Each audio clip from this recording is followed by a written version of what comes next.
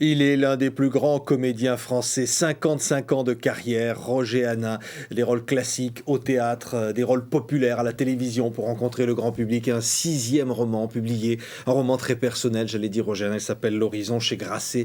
C'est presque le texte le plus personnel que vous n'ayez jamais écrit. Certainement, oui, que j'ai écrit 5 autres romans, chez la tonalité surréaliste, peut-être aussi poétique, être libre en tout cas. Celui-là, c'est un roman plus, en même temps drôle, mais sérieux et qui me représente le plus exactement. Ouais. C'est un roman sensuel, c'est un roman où il y a la vie, il y a la mort, il y a des personnages qui se croisent, ils y croient, ils se rencontrent, c'est parfois tragique, il y a tout finalement. Je crois qu'il y a tout comme il y a tout dans une vie. Bon, moi, je suis arrivé à un stade de ma vie où j'ai vu beaucoup de choses. J'ai eu ma part de larmes, comme on dit, de joie, d'indignation, de plénitude. Et je pense que tout ça passe dans ce livre qui est un reflet de ce que je suis, oui. Ouais. Un amour de la vie aussi. Parce que vos personnages, ils disent cassez-vous, foutez le camp, allez voir un match de foot, un combat de boxe à la télé. Le sang ne giclera pas jusqu'à nous. Oui. Parce qu'il y a une espèce aujourd'hui de voyeurisme presque qui évite le danger même, ou la contagion. Donc, quand j'ai eu l'occasion de donner un coup de griffe, je l'ai fait, mais je pense que toutes les scènes qui se passent à la terrasse du Flore sont aussi drôlatiques, inattendues et qui ne manquent pas d'humour, quoi. Ouais, votre personnage, il dit on est veuf de la vie, du plaisir, de la présence, des voyages, du partage, de la folie qui s'éloigne, sérieuse, de l'espoir. On est veuf de ses rêves, veuf de l'éphémère. C'est vous derrière tout cela? Oui, et bien sûr, on est veuf. On dit on est veuf. Bon, parce que c'est un mot qui me fait rire quand on dit veuf. J'ai dit, moi, je suis veuf. Et puis, j'ai dit, oui, mais je suis veuf. Bon, et on est veuf de quoi? On n'est pas veuf d'une femme, on est veuf de tout ce qui disparaît, de toute la cohorte de sensations agréables, de nostalgie, de voyage, de déraison qui s'évapore, de bonheur fou, voilà, d'ingénuité. Mais c'est de cela qu'on est veuf. Ouais. Et évidemment, il y a le elle, c'est là où vous l'écrivez en toutes lettres. Elle. Oui, C'est comme comme des piliers de cathédrale. ouais, elle, c'est dans le livre, évidemment, c'est la femme perdue, c'est la femme aimée, c'est la femme Oui, qui vient vous voir la nuit, oui. qui vient vous parler encore. C'est un fantôme. Les gens qui ont vu ce film All That Jazz, qui est un très très grand film américain, comprendront. Je veux dire que quand les gens partent, ils continuent à vous suivre. Alors, bien comme par la magie du verbe, on n'a pas besoin de faire les plus grands trucages, les plus grands effets spéciaux se font par le biais de l'écriture, hein. Donc, elle revient, on parle.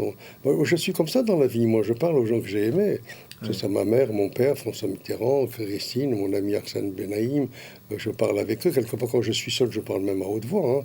Je vis une espèce de schizophrénie bienfaisante, bien heureuse. De vrais dédoublements.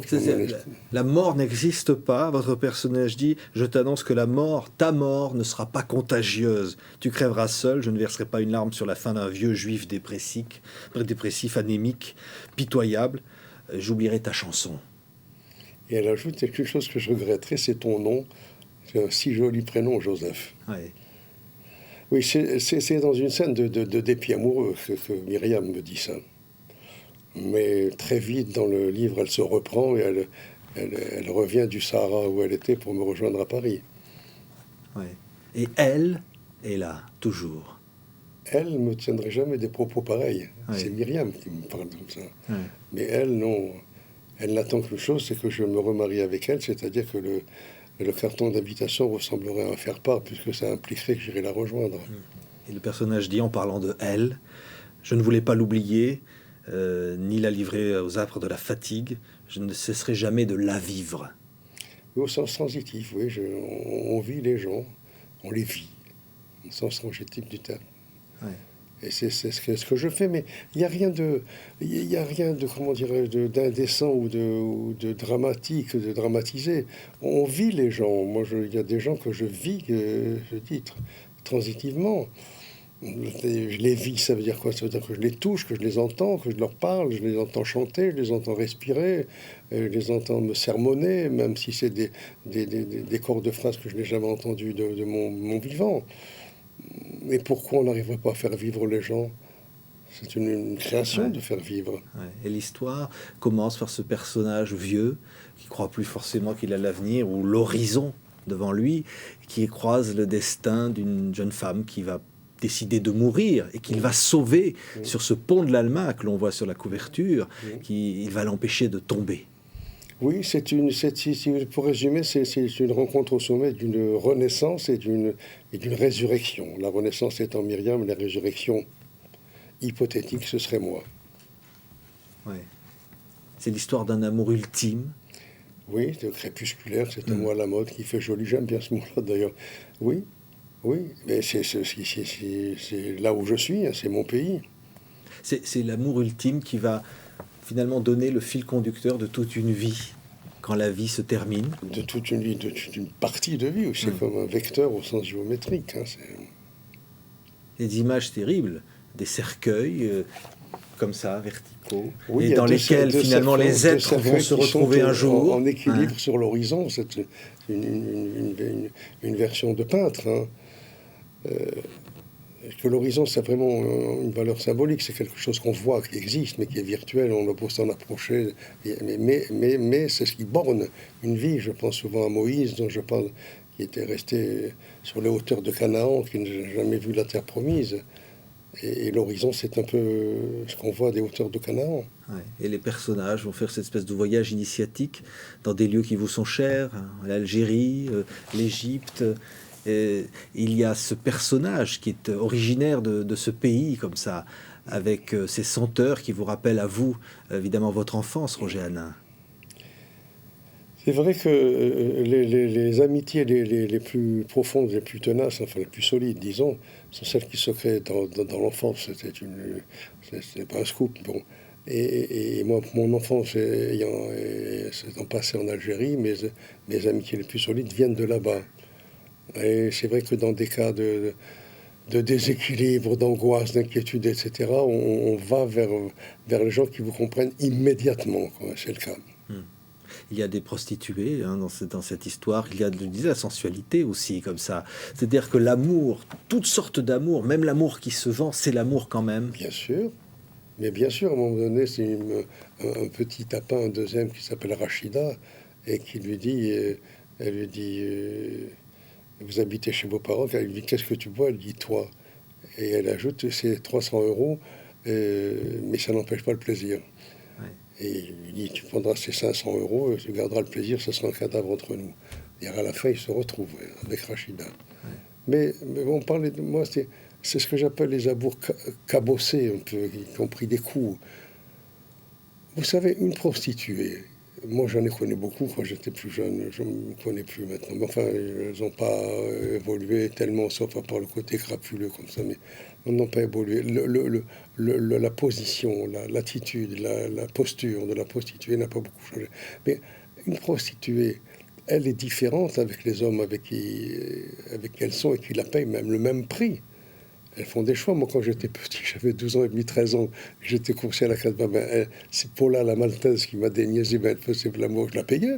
Comme tout le monde, j'avais 2 francs, et c'était le tarif.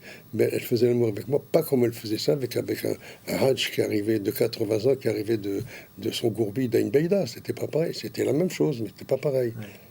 C'est votre vie, Roger Hanin, et ça se voit dans le livre. C'est une histoire d'abord de fidélité. Fidélité dans l'amour, fidélité aux êtres, fidélité aux gens, et notamment à ceux qui viennent comme ça, qui sont sincères, qui viennent de la rue, qui viennent de ces milieux que vous avez connus dans votre petite enfance. Je me fais rire parce que je me fais rire moi-même. Je me dis, moi j'aime les pauvres. Alors ça peut être, bon, je vois déjà l'ironie des gens éclater. Je m'en fous d'ailleurs. Entre la vérité et la cabriole, j'aime mieux la vérité.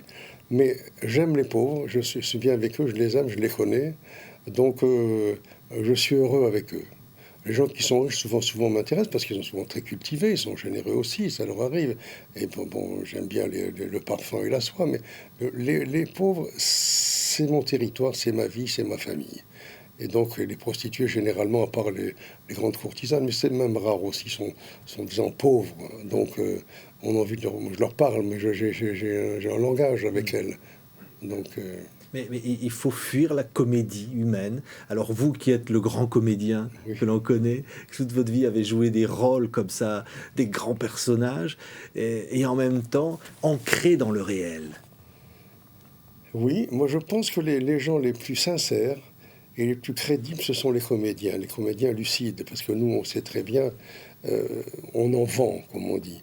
Donc quelqu'un, dès qu'on se laisse aller comme un sentimentalisme un peu exacerbé, exagéré, etc., quelque chose en nous se réveille. Roger. Il y a une petite clochette qui tintinabule et qui nous réveille. Donc c'est vrai que les comédiens sont les plus exigeants par rapport à l'authenticité. C'est paradoxal, mais je crois que c'est vrai. Et vous êtes vous-même, quand vous êtes comédien, Roger Hanin, vous êtes vous-même toujours.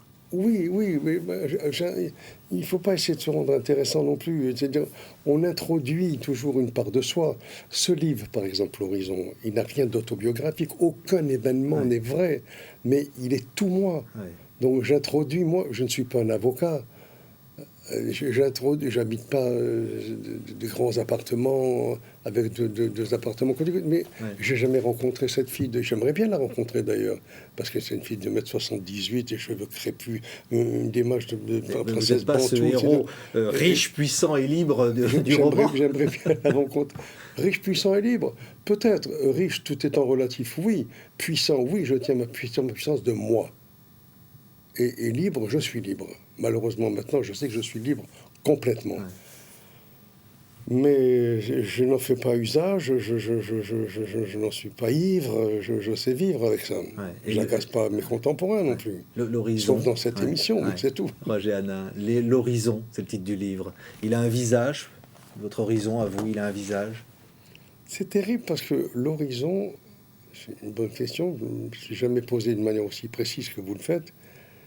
Il a le visage de ma mère, c'est-à-dire, bon, ça n'est qu'un trait, je veux dire. Mais si je le regarde longtemps, on voit émerger un visage. Vous avez sûrement un visage d'un enfant, d'un être cher, d'un ami, d'un homme, d'une femme. Moi, c'est celui de ma mère. Ça aurait pu être celui de ma femme, ou de ma fille, ou de mon ami, Arsène Benaïm. C'est celui de ma mère. Parce que finalement, je crois que c'est vrai. Il ne faut pas oublier les choses élémentaires. On sort du ventre de sa mère. Et donc, au fond, sans faire de la psychanalyse bon marché, on ne s'en sort pas. Voilà, on a des amours, pas de on se cherche, comme votre personnage qui dit je veux devenir juif, l'autre qui veut... On se cherche. Oui. Quelqu'un d'un coup qui veut devenir juif. Le l'amant de Myriam, Grégoire Lampanon Duclos, qui est un archéologue, qui est riche, tout d'un coup, veut devenir juif. Parce que le personnage de Joseph est tellement séduisant pour se rapprocher de Myriam, il veut devenir comme lui. Il veut devenir juif. Alors, qu'est-ce que vous voudriez devenir, vous, demain, Roger Hanin ? C'est terrible ce que vous me dites. Je voudrais devenir un homme courageux pour glisser tranquillement. Voilà. Merci. Merci Roger Hanin. C'est un très beau livre donc, qui s'appelle L'Horizon. Il est publié chez Grasset. C'est un livre très personnel mais qui nous touche aussi. Merci d'avoir été avec nous.